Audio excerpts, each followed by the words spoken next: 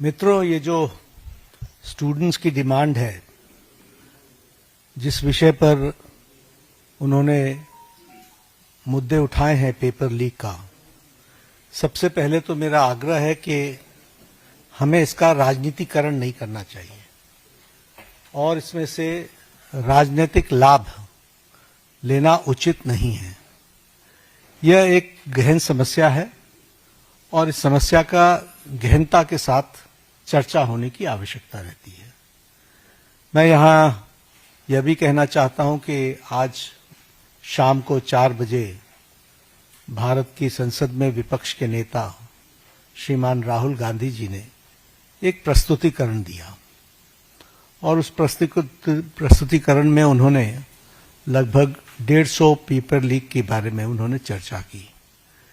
ये जांच का विषय है और सरकार एक जिम्मेवार सरकार है, इसलिए निश्चित रूप से हर एक बात का जवाब जांच के साथ साथ जनता के सामने, देश के सामने दूध का दूध और पानी का पानी रखेगी। लेकिन मैं ये जरूर कहना चाहता हूं कि जो सरसरी तौर पर मुझे ध्यान में आया है, जो मैंने पेन डाउन किया है, वो आपके साथ मैं जरूर चर्चा करूंगा। अगर मैं बात करूं जम्मू कश्मीर में सर्विस सिलेक्शन बोर्ड के एग्जामिनेशन में पेपर लीक हुआ, जहां पर कांग्रेस और एनसी की सरकार है, नेशनल कॉन्फ्रेंस की। उसी तरीके से Himachal Pradesh school examination board में उसमें पेपर लीक हुआ, जहां कांग्रेस की सरकार है। उसी तरीके से झारखंड में JAC में हिंदी और साइंस के पेपर लीक हुए झारखंड, जहां पर कांग्रेस और झारखंड मुक्ति मोर्चा की सरकार है। तेलंगाना में वहां पर इंटरमीडिएट के लैंग्वेज के पेपर लीक हुआ और वहां पर भी हमको मालूम है कि कांग्रेस और CPI की सपोर्टेड सरकार है। तेलंगाना में SSC में लैंग्वेज के पेपर लीक हुआ और वहां भी तेलंगाना में कांग्रेस पार्टी और CPI की सपोर्टेड सरकार है।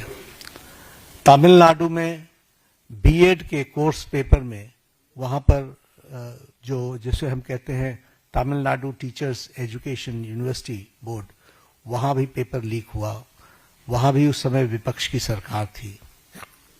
वेस्ट बंगाल में पुलिस कांस्टेबल का रिक्रूटमेंट एग्जाम पेपर लीक हुआ, वहां उस समय TMC की सरकार थी।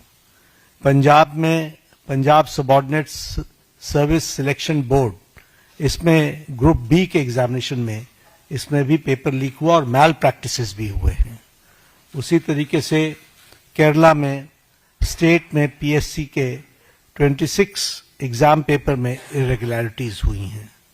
कर्नाटक में जहां पर कांग्रेस की सरकार है, वहां भी प्रेपरेटरी बोर्ड एग्जाम में पेपर लीक हुआ, PUC के पेपर में लीक हुआ। तो इस तरीके से मेरे को तो ये कुछ नाम मैंने लिए हैं अभी। ये इसकी बहुत लंबी फेयर लिस्ट है जिसके बारे में हम चर्चा चाहेंगे कि जब चर्चा हो। लेकिन मैं पूछना चाहूंगा विपक्ष के नेता से, राहुल गांधी जी से, कि आप सिलेक्टिव क्यों हैं? Why are you so selective? आपने यूपीए की और यूपीए के सपोर्टेड सरकारों को, जिसे हम इंडी गठबंधन कहते हैं, इंडी अलायंस कहते हैं, उनकी गवर्नमेंट्स के बारे में आपने क्यों नहीं चर्चा की? क्यों आपने अपने आप को उससे अलग रखा? यह स्पष्ट बताता है कि आपका उद्देश्य छात्रों का हित नहीं है। आपका उद्देश्य एजुकेशन में बढ़ोतरी हो, एजुकेशन की क्वालिटी में बढ़ोतरी हो, स्टूडेंट्स को जस्टिस मिले, इसमें आपका इंटरेस्ट नहीं है। आप स्टूडेंट्स के विषयों को, डिमांड्स को लेकर के आप पॉलिटिकल माइलेज लेना चाहते हैं, राजनीतिक रोटियां सेकना चाहते हैं, जो कि दुर्भाग्यपूर्ण है। लेकिन मैं इस मोड़ पर एक बात जरूर कहना चाहूंगा कि यह समय ये नहीं है कि हमारी सरकारें, आपकी सरकारें, तुम्हारी सरकारें, इस तरीके से हम इन चीजों को विभाजित करें। ये गंभीर मसला है और जैसा मैंने आपके सामने कुछ नाम गिनाए, ये बड़ी लंबी लिस्ट है जिसमें यूपीए की सरकारें इन्वॉल्व हैं, जहां पेपर लीक हुआ है। लेकिन हम आरोप प्रत्यारोप से बाहर निकल करके हमें इस पर चर्चा करनी चाहिए। और चर्चा करने का जो सबसे अच्छा माध्यम है वो है सदन, वो है पार्लियामेंट। और हम चर्चा के लिए तैयार हैं। गहन चर्चा हो, गहन चर्चा के माध्यम से इसकी बारीकियों में हम जाएं। What are the factors which are leading to for paper leak, who are the people involve and how the central government has responded. हमने किस तरीके से, जब हमारे ध्यान में कोई पेपर लीक आया है तो हमने किस तरीके से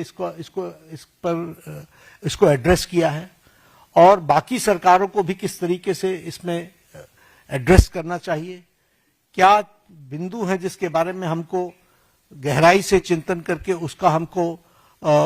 उसका कोई रास्ता निकालना चाहिए, ताकि हमारे छात्रों के साथ जो करोड़ों में हैं उनके साथ अन्याय न हो।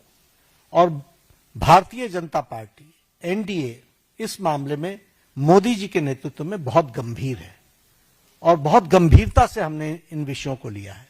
और इसीलिए हमने चाहा है कि संसद में इसकी चर्चा हो। Short duration discussion, long duration discussion, business advisory committee में आप तय करो कितना समय आपने लेना है, 12 घंटे लेना है, 18 घंटे लेना है। राज्यसभा में मैं लीडर ऑफ द हाउस के नाते मैंने हमेशा इस बात को माना है कि जो विपक्ष जितने आवर्स तय करे, हम चर्चा के लिए तैयार हैं, सरकार चर्चा के लिए तैयार है। और विपक्ष को इस बात को ध्यान में लेकर के उसे गोल पोस्ट नहीं चेंज करना चाहिए। हम आरोप नहीं लगा रहे हैं, आरोप प्रत्यारोप नहीं होना चाहिए। हम इस समस्या का किस तरीके से निदान कर सकते हैं उसके बारे में हमको सोचना चाहिए। और पार्लियामेंट सबसे उपयुक्त फोरम है जहां हम गहराई से इसकी चिंतन कर सकते हैं। ड्यूरेशन विपक्ष तय करे और उसमें हर एक एस्पेक्ट्स के बारे में चर्चा हो, और हम कोई ठोस नीति लेकर के आए। क्योंकि बच्चे कोई हमारे हैं, आपके हैं, वो देश के भविष्य हैं, और देश के भविष्य की चिंता करना हमारी जिम्मेवारी है। और हमारी जिम्मेवारी में सरकार के साथ साथ विपक्ष की जिम्मेवारी भी है। इसलिए विपक्ष भी अपनी जिम्मेवारी को निभाए और हम सब साथ मिलकर इसका समाधान करें और कोई स्थायी समाधान की दिशा में हम आगे बढ़ें, ऐसा मैं निवेदन करना चाहता हूं। आज मेरी तरफ से इतना ही कहना है। मैं फिर आपको आश्वस्त करता हूं कि मोदी जी के नेतृत्व में चलने वाली सरकार जिम्मेवार सरकार, रिस्पॉन्सिबल गवर्नमेंट, रिस्पॉन्सिव गवर्नमेंट, ये हमेशा आतुर है कि सभी बातों की संसद में चर्चा होनी चाहिए, और हम चर्चा के लिए तैयार हैं। एक मिनट 2-3 सवाल ले पाएंगे, ज्यादा सवाल ले नहीं पाएंगे हम लोग। आमोद राय।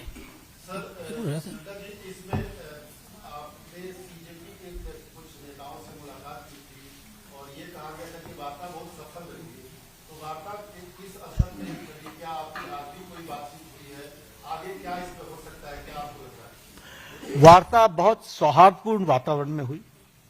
उनकी बातें हमने बहुत शांति से सुनी। उनको मैंने ये भी कहा कि आप लिख करके देंगे तो अच्छा रहेगा। उन्होंने वो सारी बातें लिखी हैं। मैंने कहा मैं आपको रिस्पॉन्ड करूंगा। मैंने उनको रिस्पॉन्ड किया और मैंने उनको कहा है कि हम चर्चा के लिए तैयार हैं। आप जब कहेंगे हम चर्चा के लिए अग्रसर रहेंगे। नीरज पांडे कोई बात नहीं पूछे। नीरज पांडे आज कोई चर्चा नहीं है।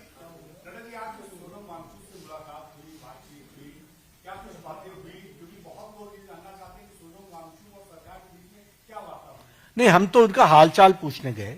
उनकी शिफ्टिंग हुई सफदरजंग से, हम वो मेदांता में पहुंचे। तो एक तो वो आईसीयू में थे, तो वहां पर बहुत रिस्ट्रिक्टेड वातावरण होता है, लेकिन उसके बीच में हमने उनका हालचाल पूछा, उनके बेटरमेंट की बातचीत हमने की, और हमने कहा कि आप अपना अनशन तोड़िए और आप मुख्य धारा में शामिल होकर के बच्चों को सही डायरेक्शन की तरफ आप ले जाए। हमारा सरकार सारी विषयों के बारे में चर्चा करने के लिए खुली है और वो हमेशा उसको एड्रेस करेगी। तो उन्होंने कहा ठीक है, हम इस पर आपको आई विल रिस्पॉन्ड बैक। आज उन्होंने पत्र लिखा है, मुझे ओपन लेटर लिखा है। हम उस पर जवाब देंगे और जवाब देकर के वार्ता आगे बढ़े, इसकी हम चिंता करेंगे। जतिन ठक्कर।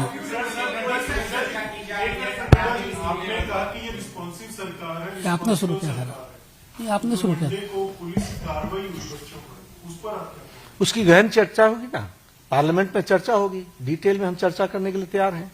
जब हमने कह दिया everything related to paper leak, we are ready to discuss on the forum of the parliament, will discuss. चलिए हम डिस्कस, आपने शुरू एक किया एक सवाल कीजिए। नहीं, इस तरीके से नहीं होते। हम चर्चा के लिए तैयार हैं, वो पार्लियामेंट में होगी, वो अपनी बातों को रखे, सरकार जवाब देगी। शर्मा जी पूछो लास्ट सवाल आप जल्दी पूछो। मैं पार्लियामेंट में चर्चा करेंगे ना। जो